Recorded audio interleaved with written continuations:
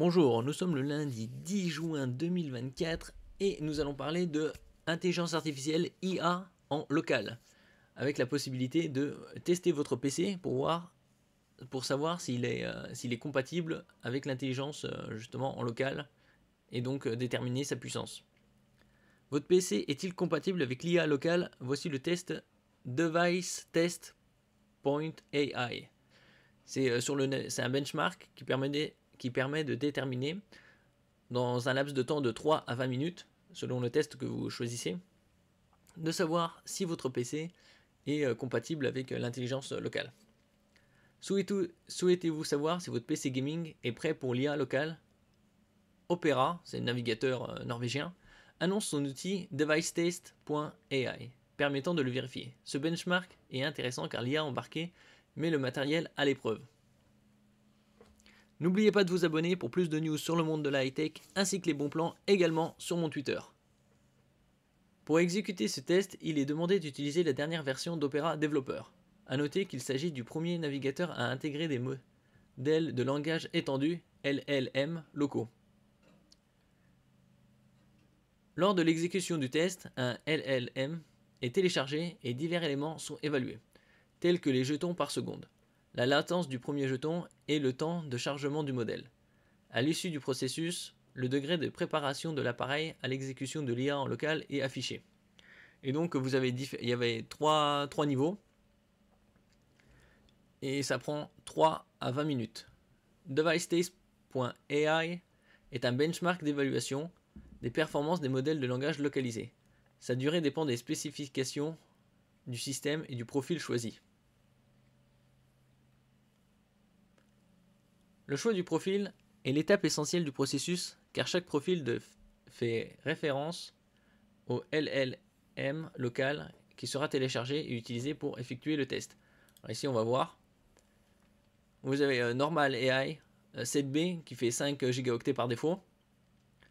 Vous avez AI Prêt 2 gigaoctets et personnalisé 7,5. Passionné. Il y a 3 choix, chacun associé à un LLM local plus ou moins exigeant en matière de ressources. Bien évidemment, le passionné, le 7,5, c'est celui-là qui nécessitera le plus de ressources.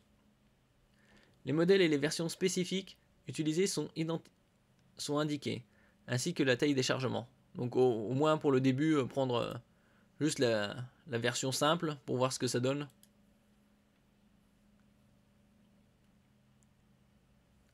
La page des résultats s'affiche et s'accompagne d'un code couleur. Vert, le matériel est pleinement compatible avec l'IA embarquée. Jaune, le matériel est en mesure d'exécuter l'IA embarquée. Rouge, l'ordinateur n'est pas adapté pour prendre en charge cette technologie. L'évaluation repose sur 3 indicateurs principaux. Alors ici, vous avez le TPS, jetons par seconde, FTL, première latence du jeton, MLT, temps de chargement du modèle. Ici, vous avez par exemple le matériel, le CPU, le GPU, la RAM et le stockage disponible. Et vous pouvez télécharger les résultats en CSV.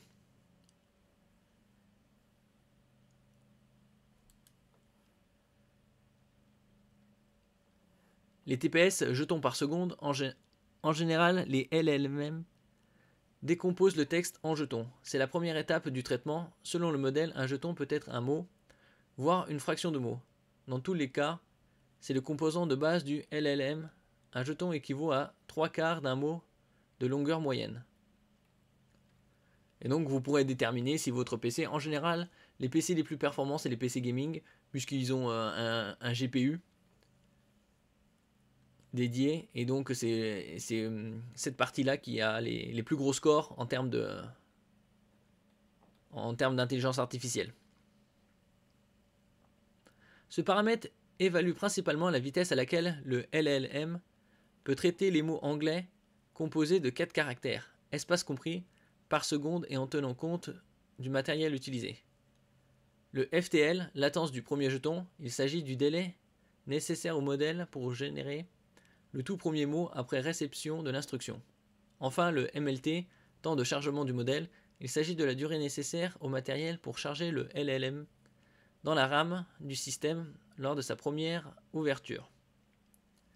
Et donc, une fois que le test est terminé, entre 3 et 20 minutes, comme je le disais au tout début, vous saurez si votre PC est prêt pour l'IA locale ou non.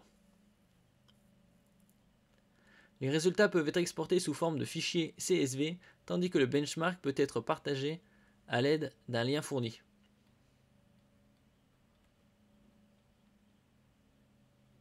Un peu plus de détails sur le devicetaste.ai.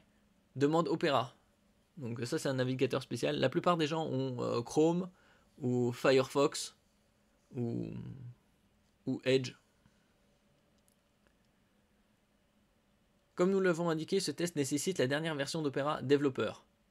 Si vous n'utilisez pas ce navigateur, son installation est rapide, mais attention à ne pas aller trop vite durant la phase de configuration car le navigateur se montre très curieux. Bon. Si nous allons voir quelques screens. Version Opera One, Flux Developer. Bon, ça c'est la première page. Page suivante, bon, vous pouvez choisir langue, installer pour, et vous avez le chemin de l'installation. En général, c'est 2 points.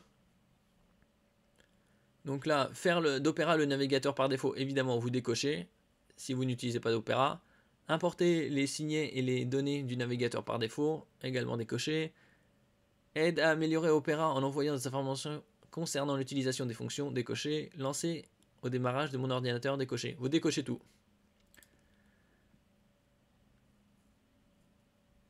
Aidez-nous à améliorer Opera. Ça, c'était les configurations avant. Collecte des données. Catégorie de données que nous pouvons traiter. Intérêts généraux basés sur les sites web que vous pouvez visiter ou rechercher. Position générale. Comment nous utilisons les données. Contenu personnalisé. Pub personnalisé en fonction. Vous décochez tout.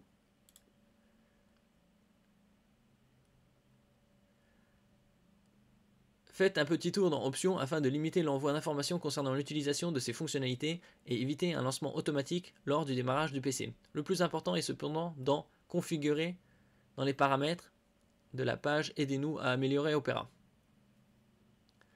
Par défaut, le navigateur surveille les sites web consultés et la position générale afin de proposer de la publicité et du contenu personnalisé. Il faut tout décocher, comme je viens de le parler, je viens de le dire à l'instant. Après, ça s'installe. Et ici, vous avez le lien.